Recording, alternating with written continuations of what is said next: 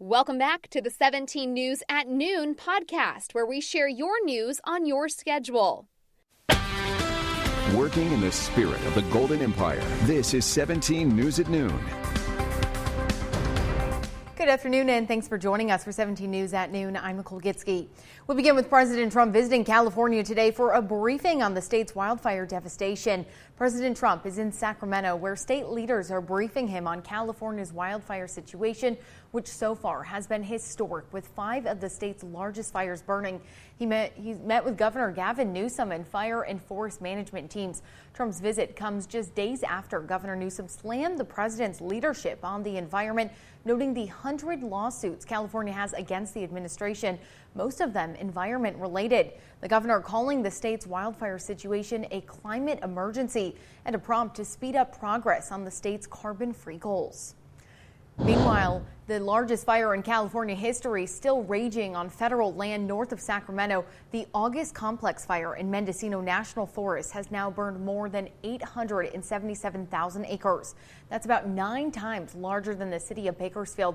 It is 28% contained as of this morning. Now, the August complex fire is a combination of 37 fires sparked by lightning in Mendocino National Forest August 17th. And the creek fire burning east of Fresno has now burned more than 212,000 acres. It's at 10% containment this afternoon. Officials say 21 people have been injured in the fire, with 365 structures destroyed. Local police officers have answered the call for help for those wildfires burning up north. The Bakersfield Police Department posted these images on its Facebook page, noting they were assisting first responders at various fires. The Delano Police Department also says it is assisting with emergency services and patrolling for potential looters in Fresno and Madera counties, where the creek fire is burning. Now, in your 17 Crime Watch, police are investigating a shooting that kills one. Now, Bakersfield police say they got a call around 8 this morning for reports of a shooting at Beale Park. Police say they found a man in his mid-20s suffering from gunshot wounds. He was pronounced dead at the scene. At this time, police say they do not have a suspect description.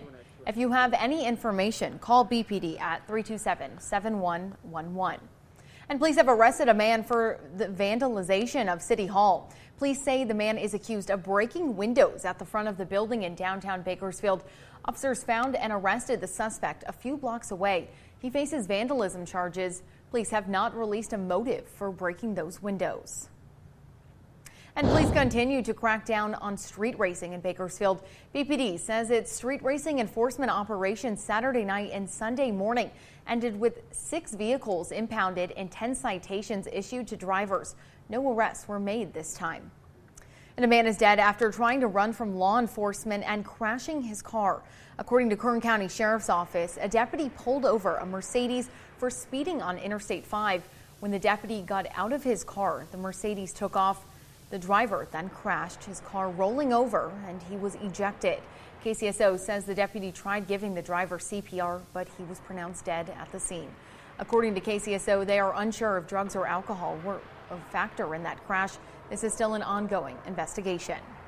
And police are searching for a hit-and-run driver who seriously hurt a motorcyclist. BPD says they responded to the intersection of Monterey and Inyo Street early this morning. They found a man in the roadway with major injuries. He was taken to the hospital and is currently fighting for his life. According to BPD, the victim was riding an off-road motorcycle southbound on Inyo Street when he tried to cross Monterey Street and was hit by a vehicle. The other driver took off. Police say that vehicle could be an older pickup similar to a Datsun or some type of sedan. If you have information, call BPD at 327-7111. Now to the latest on the coronavirus numbers here in Kern County. Public Health has announced 115 new cases and no new deaths today. August was Kern's deadliest month with 120 lives lost to coronavirus. 332 people have died since the pandemic began. Daily cases haven't been this low since late May and early June. Nearly 13,000 people have an active case of the virus and are recovering at home. 146 are isolated in the hospital. The United States Surgeon General is in Kern County discussing the latest on the COVID-19 pandemic. Now, Surgeon General Jerome Adams is in the Golden Empire today at the Kern County Fairgrounds. Adams says they are discussing their mobile testing efforts focused on reaching farmers and their families throughout the community. Adams will also be speaking at a press conference today at 2:15 this afternoon. You can watch it on our website, KGET.com. In your education news now, the COVID-19 pandemic has changed plans for the annual Kern County College Night. Tonight, the event will be held entirely virtually. And as 17's Taylor Schaub explains, there's still time for you to sign up and start college application season off on a good note. It's the question every high schooler's been asked since the moment freshman year started. What college do you envision yourself at 4 years from now? The school you dream of may not be the school that's perfect for you. Joanne Barrack is a guidance counselor for the Kern High School District. For years, she's helped put together Kern County College Night, regularly packing in 10,000 people in over 100 colleges at Mechanics Bank Arena. But due to the COVID-19 pandemic, the in-person affair is now a virtual fair, with pre-recorded information sessions now available through Canvas. Those things we won't have live in front of you, but we will have the opportunity for people to see a lot of things. One of the hardest parts of this year's application process, the inability to see these universities. So organizers have worked tirelessly with schools that would normally attend to acquire their virtual campus tours. We've received virtual tours from everywhere, like every school, all the CSUs, the UC schools, they all have virtual tours available. Barrack also says there's a silver lining to come out of applying for college amidst a pandemic, an increase in scholarship opportunities. If you want it to pay off for your freshman year of college, sophomore and junior, senior year, put that time in during senior year on a Saturday or Sunday afternoon, half hour to an hour. You could fund your entire college career. Another plus to going virtual, she says she's able to book double the amount of guest speakers, increasing the number of Spanish language options and providing as much insight into the schools that these Kern County seniors may call home for the next 4 years. Now, the college application season begins October 1st and closes November 30th. If you are interested in learning more about tonight's event, go to our website, KGET.com, and click on the hot link icon. With poor air quality continuing, KGET is offering free rides for local residents once again today. Now, you can ride the KGET fixed routes and the KGET a lift all day free of charge.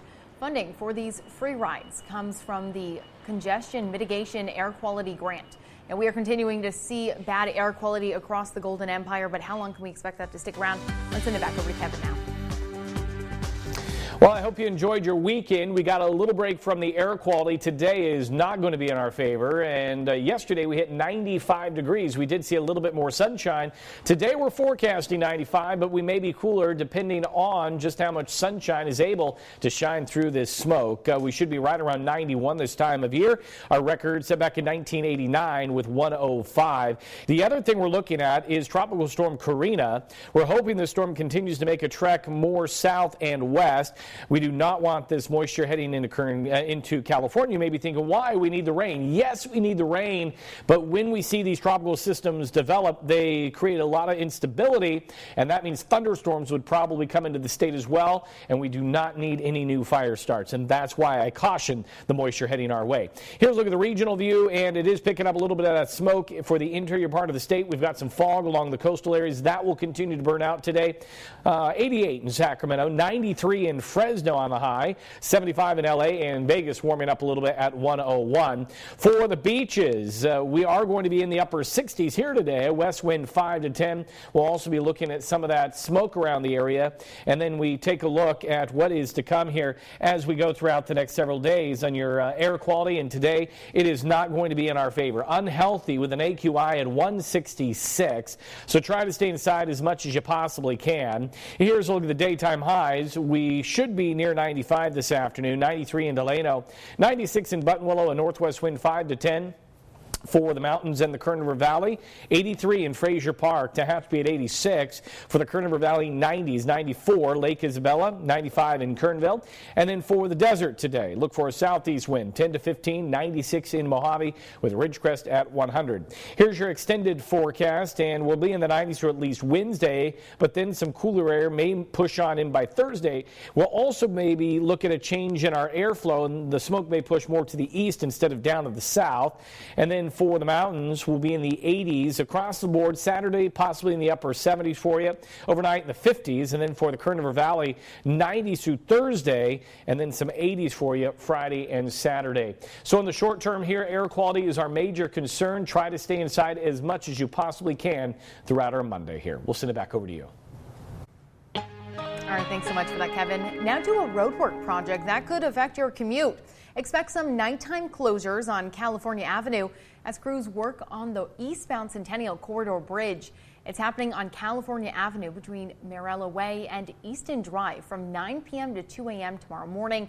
The work is scheduled to continue tomorrow night from 9 p.m. to Wednesday morning at 2 as well. Now, both directions of traffic will be affected. Drivers are encouraged to use Stockdale Highway or Truxton Avenue instead. Working in the spirit of the Golden Empire, this is 17 News at Noon. The 17 News at Noon podcast is a production of KGET and Nexstar Media Group. For more on all of the headlines in today's show, head to KGET.com.